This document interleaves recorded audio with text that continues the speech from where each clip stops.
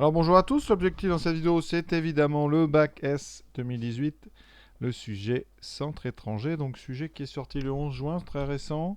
Bon, ça intéresse je pense tout le monde.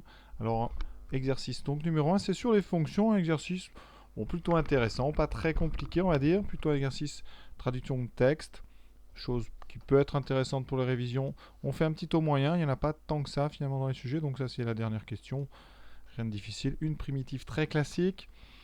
Donc voilà, faire une trentaine de minutes, je dirais. Hein, voilà. Pas de gros calculs par contre analytiques, c'est-à-dire pas de gros calculs de dérivés et tout ça. Hein. On vous fournit le tableau de variation. C'est pas fréquent. Un petit algorithme qui est loin d'être difficile, c'est l'algorithme du balayage, donc on en parlera. Et puis un TVI, voilà, donc encore une fois, une révision jamais inutile, plutôt assez rapide. Donc voilà. Donc on est parti. Alors, le plus important quand même dans tout ça, toujours, hein, vraiment, c'est de lire le texte et de bien repérer les informations importantes. Alors, dans une usine, on se propose de tester un prototype de hôte. Voilà, avant de lancer la fabrication, on réalise une expérience. On diffuse du CO2 à débit constant. Voilà, dans ce qui suit, alors ça c'est important, T est exprimé en minutes, donc ça, ce sera l'unité. À T égale 0, la hôte est mise en marche et on fait fonctionner pendant 20 minutes. D'accord, donc si on regarde bien le tableau de variation, vous voyez le temps T est entre 0 et 20, donc c'est 0 et 20 minutes. Voilà, et on mesure le taux ici de CO2 dans le local. D'accord. Et ce taux, eh bien, il est donné par une expression hein, qu'on vous donne ici. Donc c'est cette fonction ici avec un petit exponentiel. Voilà. Et on vous donne le tableau de fonction. Vous n'avez pas à dériver, vous n'avez pas à faire le tableau, il est donné. Donc surtout, ne faites pas des choses qui ne sont pas demandées. Si vous voulez, je peux vous la dériver rapidement, je vais le faire, mais dans le sujet, on ne le fait pas. Et on vous donne un exemple pour vraiment être sûr que vous avez bien compris. On vous dit, voilà, la valeur f de 0, donc égale 0,23, ça veut dire qu'il y a donc 0,23, c'est 23 sur 100, donc c'est 23%, donc autant t égale 0, on a 23% de CO2. Voilà, c'est ce qui est donné dans le texte. Et on vous pose deux petites questions, pas difficiles.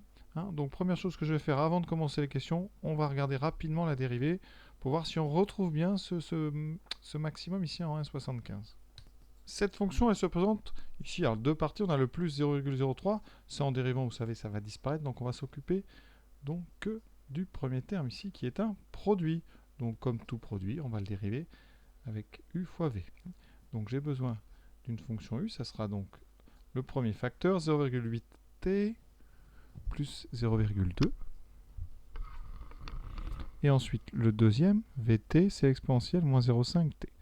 Donc quand on dérive u de t, c'est une fonction affine, donc on garde le coefficient directeur, 0,8. V de t, c'est un exponentiel u. Bon, je pense que tout le monde le sait, en tout cas il serait temps, c'est dérivé, c'est u' e de u. Donc on doit dériver ce qu'il y a à l'intérieur, moins 0,5t, moins 0,5t, la dérivée c'est moins 0,5. Donc ça fait moins 0,5 exponentielle moins 0,5t. Ensuite, c'est u'v plus uv'. Donc, f de t, hein, je répète, la formule que j'utilise, c'est donc la formule de dérivée d'un produit, e'v plus uv'. Donc 0,8 exponentielle moins 0,5t plus, alors là on va tout de suite enlever un petit peu, donc on aura plus v', donc ça fera moins 0,5 exponentielle moins 0,5t multiplié par 0,8t plus 0,2. Et comme toutes les dérivées ici à base de produits d'exponentielle, on peut factoriser. On factorise par exponentielle moins 0,5t et vous aurez donc 0,8 moins 0,5 fois 0,8t moins 0,5 fois 0,2. Alors qu'est-ce qu'on a dans ces parenthèses? Donc coefficient t c'est 0,5 fois 0,8. Ça fait donc 5 fois 8, 40. Ça fait donc 0,4. Donc moins 0,4t. Et ensuite 0,5 fois 0,2 ça fait 0,10. Donc 0,8 moins 0,10 ça fait moins 0,7. Alors j'ai un petit signe faux. Voilà, plus 0,7. Alors, vous savez, au niveau du tableau, exponentielle, c'est toujours strictement positif. Donc c'est du signe de cette petite fonction affine là. Alors, elle est décroissante parce que vous avez un moins. Donc c'est pour ça qu'on a plus 0 moins. Et ça s'annule en rapidement 0,7 sur 0,4. c'est-à-dire en 7 quarts, et donc en 1,75. Donc on est bon, le tableau qu'on vous donne est correct. Alors évidemment, je répète, le jour du bac, vous ne vérifiez pas si on vous le donne, vous le prenez comme il est. Voilà, et vous ne perdez pas de temps d'ailleurs à le vérifier. Vous avez autre chose à faire. Alors les deux premières questions sont plutôt simples, hein, étonnamment, mais bon, ça rassure toujours de commencer par quelque chose de simple. Pour calculer l'image de 20, bon, rien à dire, on remplace t par 20, ça fait 0,8 fois 20, plus 0,2 exponentielle moins 0,5 fois 20, plus 0,03. Il faudra arrondir au millième, d'accord? 0,8 fois 20, ça fait 16, donc 16 plus 0,2, 16, 0,2, 0,5. Donc quand on multiplie par 0,5, ça divise par 2, tout simplement, donc ça fait exponentielle moins 10, plus 0,03. Là, on n'a pas d'autre choix que de prendre la calculatrice. Ah, vous voyez, donc on doit garder 3 chiffres après virgule, donc comme ici c'est un 0,7, on arrondit donc à 0,031. Donc ici 0,031. Maintenant, question suivante, déterminer le taux maximal, donc dans le tableau, hein, le taux maximal est atteint, le taux max, donc c'est donc atteint en 1,75, c'est donc eh bien, tout simplement f de 1,75. Donc c'est bien, vous voyez, la même question, étonnamment, deux fois la même question. Alors vous pouvez aussi faire les calculs avec la table de valeur de votre calculatrice, donc c'est ce que je vais faire là. Bon, je reste sur une Casio, ceux qui ont Texas, hein, vous savez faire ça, en tout cas j'espère. Hein. Donc ici on tape, voilà, ici on ne pas se tromper, 0,5x, vous ne mettez pas la lettre T, hein, vous mettez surtout x. Hein. Voilà, ferme les parenthèses, plus 0,03, voilà. Vous embêtez pas, vous êtes directement dans le tableau. On va vérifier notre valeur en 20. C'est bien 0,31. Ici ensuite, je demande la valeur 1,75. Ça me donne, vous voyez ici, donc 0,69697. Si j'arrondis, on est donc à 0,697. Donc on écrit ça tout de suite à peu près 0,697. Donc voilà, deux questions pour l'instant tranquilles. Alors, on relit bien les questions. Donc, pour la question B, je pense qu'il faudrait peut-être faire une réponse avec des pourcentages. Donc, vous dites le taux maximal de CO2 est donc 69,7%. Pour bien montrer que vous avez compris qu'on est en pourcentage ici de CO2. Alors, on souhaite que le taux de CO2 dans le local retrouve une valeur inférieure ou égale à 3,5%. Donc, première remarque, 3,5%, ça correspond à 0,035. Et donc ici, on commence à 0,23. Donc on commence au-dessus. Et après, on va monter. Donc déjà, première chose, on va vous demander de justifier qu'il y a un unique instant t. Déjà, vous vous rendez bien compte qu'entre 0 et 1,75, ce n'est pas possible. Donc on va le dire. Donc sur l'intervalle 0,175, qu'est-ce qu'on sait? On sait que f de 0 égale 0,23, qui est strictement plus grand que 0,35, ça vous le dites bien, hein. Et f est croissante, même strictement, mais on a ici besoin que de la croissance. Conséquence, donc, eh bien, quel que soit x appartenant à l'intervalle 0, 1,75, forcément, f de x sera supérieur ou égal à f de 0. Donc, f de x sera supérieur ou égal à 0,23, ce qui implique que f de x est forcément différent de 0,035. Donc, il y a donc ici pas de pourcentage inférieur à 3,5 avant t égale 1,75. Donc maintenant on va s'occuper de l'autre intervalle. Effectivement, en 1,75, on vient de le voir, on a trouvé, si vous vous rappelez bien, 0,0697. Donc 0,697. Alors on l'écrit, donc sur 1,0160 f de t est différent de 0,035. D'accord? Alors si vous voulez rédiger moins, je pense qu'on peut être plus tolérant. Vous pouvez dire, voilà, d'après le tableau, sur 0,175, eh bien on est toujours au-dessus ou égal à 0,23, donc on ne peut pas valoir 3,5. Voilà, ça peut être un plus rapide. Ensuite, maintenant, donc, on va s'intéresser à l'intervalle 1,75, 20. Qu'est-ce qui se passe? Ici, en 20, on va mettre la valeur qu'on avait trouvée. Rappelez-vous, c'était 0, à peu près 0,031. Donc, première chose, est-ce que 0,035 est dedans? Oui, parce que c'est juste plus grand que 0,031. Donc, ça veut dire que on va pouvoir utiliser le théorème des valeurs intermédiaires. vous n'arriverez pas à résoudre. L'équation, elle est trop compliquée. Vous avez exponentielle, vous avez du t. Hein, donc, vous ne pourrez pas résoudre f de t égale 0,035. D'ailleurs, la question vous incite à ne pas le résoudre puisqu'on vous dit il existe un unique instant. Ça, c'est vraiment un petit indice pour faire du TVI. Alors, qu'est-ce qu'on a d'après notre tableau? Alors, f, hein, elle est continue. Continue, pourquoi? Eh bien, parce qu'elle est dérivable, effectivement. On vous donne une ligne dans le tableau avec f', d'accord? Hein, f' existe. Vous pouvez mettre ça si vous voulez. Ensuite, deuxième chose, f est strictement croissante. Alors, comment on sait que f est strictement croissante? Pardon, on est sur le côté donc descendant, on est strictement décroissante. Comment on sait? Parce que vous devez savoir que dans un tableau de variation, hein, ça c'est important, les flèches, quand on les met, correspondent à des strictes croissances et des strictes décroissances. D'accord? Ici, entre parenthèses, vous mettez flèche du tableau. D'accord? Donc les flèches dans un tableau, c'est de la continuité.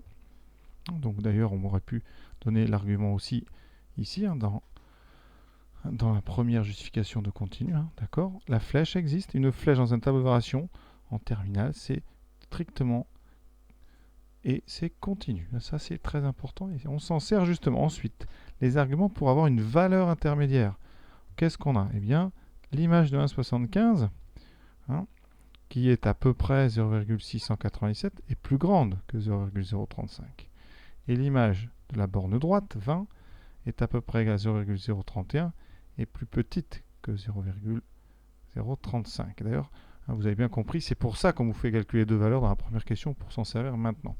Donc, eh bien ici, vous dites, d'après le corollaire, hein, parce que c'est un corollaire, le corollaire du TVI, donc le corollaire du théorème des valeurs intermédiaires, hein, le corollaire juste c'est le TVI qui apporte avec la stricte monotonie l'unicité de la racine. C'est pour ça qu'on utilise le corollaire. Et d'après le corollaire, donc, l'équation. Alors ici, ça ne sera pas f de x, hein, c'est f de t. F de t égale 0,035. Admet sur l'intervalle 1,75, 20 une unique solution qu'on peut appeler un grand T. D'accord? Ce grand T va appartenir à l'intervalle 1,75, 2, 1,75, pardon, 20. D'accord? Et on va essayer de préciser sa valeur un petit peu plus loin. Voilà. On a fait déjà les deux intervalles. Maintenant, on fait un bilan très important parce que on a fait 0, 1,75, on a fait 1,75. Maintenant, on réunit tout ça dans un bilan pour faire une belle conclusion. Donc on vient de prouver hein, qu'il n'y a pas de solution sur le premier, une solution unique sur le deuxième. Donc sur 0,20, on n'a qu'une seule solution à 0,035. Ça veut dire qu'il existe un unique instant t pour lequel V vaut 0,035. Alors c'est pas V, hein, c'est le taux, pardon, j'ai mis V, mais c'est le taux de CO2.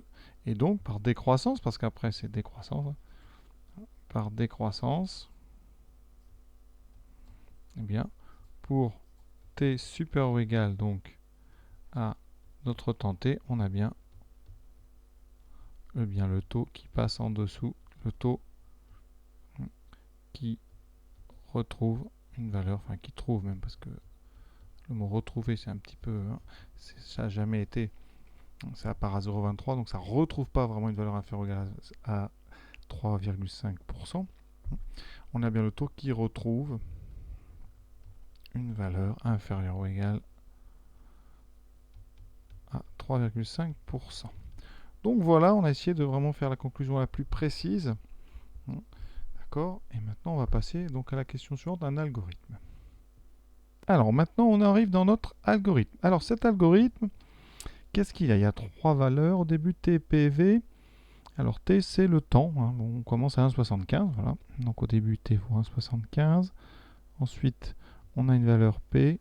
C'est vrai, en général, p, bon, ça peut être un pas, donc c'est ce que ça va être ici. V, c'est 0,7. Alors qu'est-ce que c'est ce 0,7? C'est une valeur qu'on fixe au départ. Alors c'est presque le taux qu'on a à 1,75. On peut presque dire que c'est l'image de 1,75 arrondi. Donc au début, on rentre dans une boucle. Donc V est bien plus grand que 0,035. Et à T, on va tout de suite rajouter 0,1. Donc effectivement, T va devenir 1, alors on part à 1,75, donc après 1,85. On augmente ici. On calcule quoi ensuite? L'image. Hein, vous voyez, ça, c'est donc l'image de 1,85. 85. Et on regarde si c'est plus petit ou plus grand que 0,035. Et là, on sait bien que c'est plus grand. Hein. Donc ici, hein, c'est supérieur ou égal. Oui, c'est plus grand. Donc voilà, strictement plus grand. Donc on va continuer. Ça veut dire qu'après, eh bien, on calculera l'image de 1,95, puis de 2,05, etc. jusqu'à temps qu'on passe, qu'on soit inférieur ou égal à 0,035. Donc, et bien pour ça s'appelle un balayage. Hein, vous voyez, on augmente la valeur de t de 0,1, 0,1 jusqu'à temps qu'on passe. Donc que la valeur soit égale à 0,035 ou plus petite. Donc la machine, comment on fait? Alors je reprends ma Casio. J'avais déjà tapé la fonction. Donc là, je vais dans... Donc là, c'est un tableau. Hein, vous vous rappelez, j'avais fait un tableau ici. Donc je vais le régler. Je vais le régler partant de 1,75 avec une fin. Alors là, je ne sais pas. On a la solution, j'ai aucune idée. Donc pour l'instant, je ne vais pas aller trop loin parce que de 0 à 0,1, ça va faire beaucoup de calculs. Donc on va rester en 5. On verra bien si ça suffit. Et je vais de 0,1 en 0,1. Et je fais un tableau. Et je regarde quand est-ce que je passe en dessous de 0,035 en espérant que ça va suffire. Donc ça descend pas très vite. De suite alors, j'ai pas de bol, c'était un petit peu, donc il faut que j'aille beaucoup plus loin. Donc là, pas de panique, hein, pour retourner à ça. Alors ce que vous pouvez faire, c'est déjà peut-être localiser avec des valeurs entières, d'accord. Donc je vous propose ici, on fait des pas de 1 en allant, je sais pas, de 0 à 20, comme ça on va bien voir où est-ce que c'est, hein, cette solution. Voilà, donc où est-ce qu'on passe? Alors ça est très petit, hein. Voilà, attendez, 0,035, c'est là, entre 14,75 et 15,75. Donc ce que je vous propose, c'est peut-être de partir de 14,75. Donc j'y vais, 14,75, et je vais surtout, c'est important, je ne vais pas aller jusqu'à 20 parce qu'on ne va pas s'en sortir. On va jusqu'à 16, voilà, et je vais de 0,1 en 0,1. Voilà, table, je regarde, et je cherche 0,035. Ah, top, ici. Alors ici, j'ai pas une valeur qui est égale, hein, attention. On est un tout petit peu au-dessus. Donc c'est juste entre ces deux valeurs-là qu'on passe. Donc je vais écrire eh bien, ces deux valeurs, 15,65 et 15,75. Je vais faire une belle conclusion. Donc vous écrivez par balayage à la machine f de 15,65 est plus grand strictement que 0,035. Ici, alors la condition c'était tant que c'est plus grand, oui. Et f de 15,75 est inférieur ou égal. D'accord? Donc, eh bien, que va afficher l'algorithme? Eh bien, va afficher le premier pour lequel vous êtes passé en dessous. Donc, l'algorithme va afficher t égale 15,75. Pour les propriétaires d'une Texa, je vais quand même le faire. Voilà. Vous allez dans le mode fonction. Bon, vous annulez ce qu'il y a déjà. Je tape la fonction 0,8x plus 0,2 fois exponentielle. Alors, exponentielle, voilà. Moins 0,5x. Et ensuite, rappelez-vous, c'est plus 0,003. Voilà, je ne me trompe pas. Il faut descendre. Voilà, vous validez. On va donc aller dans notre table. Alors la table, ici, on part de 1,75. Bon, c'est une calculatrice qui est rapide. Le pas, on peut mettre 0,1. Voilà, on y va, on fait tout. Donc on va dans table. Alors, voilà. Oui, je dis pas de bêtises. Et on va descendre jusqu'à temps qu'on passe en dessous de 0,35. Donc voilà, je reste appuyé, hein, c'est tout. Alors ça peut prendre du temps parce que là, vous voyez, hein, nous, la réponse, hein, appelez-vous, on a trouvé 15. Donc là, on n'en est qu'à 4. Bon, bah, si vous avez le temps, voilà, vous faites ça, hein, sur ce genre de machine, ça pose pas de soucis. Ça prendra 30 secondes. Vous voyez que ça descend très très progressivement. Il ne faut pas s'endormir. Si vous l'accélérez, je vous ai montré avec la Casio, vous pouvez faire d'abord repérer un petit peu entre quel entier et quel entier on est. Sinon, vous n'avez pas le choix. Donc, voilà, j'ai accéléré et donc on arrive. Voilà, c'est ça. Vous voyez, entre donc 0 ici, 15,65 et 15,75. Parfait. Que représente cette valeur dans le contexte de l'exercice? Eh bien, ça veut dire que pour avoir un taux inférieur ou égal à 3,5%, il faut attendre 15,75 minutes. Alors attention, c'est système ici décimal, Donc 15,75, c'est 15 minutes plus 3 quarts d'une heure. Donc ça fait donc, enfin, pardon, c'est des minutes, 15 minutes et 3 quarts d'une minute. Donc 15 minutes et 45 secondes. Faites bien attention, c'est pas 75 secondes, c'est 75% de 60 secondes, c'est donc 45 secondes. Voilà. Pour convertir, vous faites tout simplement 0,75 fois 60. Voilà. Vous pouvez vérifier, ça fera 45, c'est bien donc 45 secondes. Et on passe déjà à la dernière partie, donc 3, on désigne par Vm, V petit m, le taux moyen en pourcentage de CO2 présent dans le bocal pendant les 11 premières minutes de fonctionnement. Alors ça, hein, c'est un calcul de valeur moyenne. Donc on va se servir d'intégrales. Pour faire des intégrales, il faut des primitives. Et comme la fonction f, elle est compliquée, il y a un produit d'exponentielle ici avec une fonction affine, ça vous ne savez pas faire, on va vous donner la primitive, à vous bien de montrer que c'en est une. Donc ici, qu'est-ce qu'on fait? On calcule donc f, enfin grand F prime. D'accord? Pour ça, eh bien, c'est pour ça qu'on ne vous a pas fait dériver f au début, parce que ça va être la même chose que je vous ai montré au début avec u et v, on va le faire sur grand F ici. Donc, grand F, hein, c'est donc ici, alors, u de t fois v de t, je définirai les deux, plus 0,03. Hein, donc, si vous avez bien compris, la dérivée, ça sera donc u' de t, v de t, plus u de t, v' de t, j'ai oublié le t ici, hein, plus la dérivée de 0,03t, donc plus 0,03. Ça c'est très bien parce que dans f, il y a déjà ce 0,03. Il me reste donc à faire ce calcul ici. Alors, qui sont u et v? Alors, u, c'est moins 1,6t, moins 3,6. v de t, c'est mon exponentielle, moins 0,5t.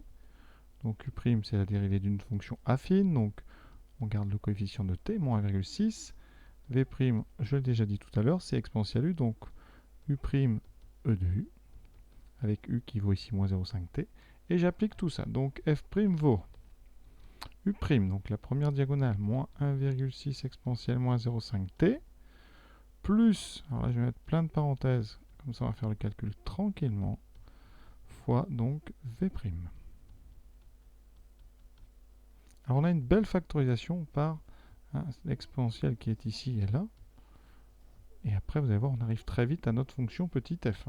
Je mets mon facteur devant. Voilà. Donc on aura moins 1,6. Ensuite, on va avoir moins 1,6t fois moins 0. Alors j'ai oublié par contre, excusez-moi, le 0,03 quand même. Donc on aura plus 1,6 fois 0,5. Donc on a dit tout à l'heure, multiplié par 0,5, ça divise par 2. Donc ça fait 0,8t. Hein, le moins par moins, ça fera plus. Et après, moins par moins aussi. Donc vous aurez plus la moitié de 3,6, 1,8. Plus 0,03. Alors qu'est-ce que ça me donne? Donc je vais remettre dans l'ordre. On va mettre la parenthèse d'abord. Donc on a 0,8. T, 1,8 moins 1,6 plus 0,2. Parfait, c'est ce qu'on voulait. Exponentielle moins 0,5t plus 0,03. Et ça, c'est bien égal à petit f. On pense à bien conclure. Donc, sur l'intervalle 0,11, parce que là, on nous parle que de 0,11, donc on va faire ça. Grand f' de t est égal à petit f de t, ce qui, par conséquent, nous dit que grand f est une, il y en a d'autres, est une primitive de petit f sur, justement, cet intervalle 0. Je manque un peu de place, mais vous avez compris. Voilà, toujours, on relit la question. Est-ce qu'on a bien répondu à tout? Ça, vraiment, je ne cesse de le répéter. On doit relire les questions avant de passer à la suivante, pour ne pas oublier des petits points bêtement perdus. On a bien répondu à la question. On a comme ça permet de regarder les intervalles si on n'avait pas bien lu. Et on peut passer donc à cette dernière question, le taux moyen de la fonction petit f sur l'intervalle 0,11. Alors on sait d'après le cours que la valeur moyenne sur un intervalle, c'est l'intégrale sur l'intervalle, donc l'intégrale de 0 à 11 de f de t dt, divisé par la largeur de l'intervalle, donc ici 11 moins 0. Ce qu'on écrit plutôt 1 sur 11 fois l'intégrale de 0 à 11 de petit f de t dt. Alors, pour calculer l'intégrale, il faut une primitive. Ça tombe bien, on en a une. Et c'est grand F, donc ça sera 1 sur 11 fois la valeur de cette primitive entre 0 et 11. Conclusion, ça fera donc 1 onzième multiplié par grand F de 11 moins grand F de 0. Voilà, on n'a plus qu'à remplacer et arrondir le résultat ensuite au millième. Et quand on transforme en pourcent, ça fera à 0,1% près. Donc, qu'est-ce que ça donne? Alors, ça fait 1 sur 11 fois. Donc, moins 1,6 fois 11, moins 3,6, exponentielle moins 0,5 fois 11, plus 0,03 fois 11. J'essaierai de simplifier un petit peu avant d'utiliser la machine. Moins, alors ça c'est la première, la valeur en 0. Alors, il ne reste pas grand-chose, alors je vais mettre des parenthèses pour ne pas oublier des moins. Donc, en 0, ça me donnera donc 1,6 fois 0, il restera moins 3,6 exponentielle 0. Ah, plus 0. Voilà, il ne reste que ça. Voilà. Donc, 1 onzième fois. Alors, ici, moins 1,6 fois 11. Donc, ça fait moins... Donc, 1,6 fois 11, c'est facile. Hein, ça fait 17,6. On fait 16. On ajoute les deux. Si c'est un 7, on met le 7 au milieu. Voilà, ça fait 176. Ensuite, fois... Alors ici, ensuite, moins 3,6. J'aurais dû faire addition tout de suite. Ça fait donc ça, moins 20, moins 21,2. J'espère pas me tromper. Voilà. Exponentielle de moins donc 5,5 plus donc 3 fois 11, 33, 0,33 plus ici 3,6. Ça fera ici, on va additionner, ça fait 3,93. Donc on va quand même faire un petit dernière ligne bien. Donc 1 sur 11 fois moins 21,2 exponentielle de moins 5,5 plus 3,93. Là, j'ai besoin de la machine. Par contre, voilà ce que je trouve ici. Donc, ça fait quoi? On arrondit à 3 chiffres, 0,349. Voilà. Donc, à peu près 0,349. Donc, taux moyen en pourcentage, on décale de 2, 34,9%. Donc, sur l'intervalle 0,11, le taux moyen est de 34,9% de CO2. L'exercice terminé. Un exercice, bon, assez accessible. Hein. Voilà. Je pense que c'est plutôt rassurant. Si quelque chose tombait comme ça au sujet de métropole et évidemment aux autres, eh bien, c'est toujours plaisant quand même parce que ça rassure vraiment de commencer un devoir de 4 heures par exercice faisable. Voilà. J'espère que ça vous a plu. À bientôt.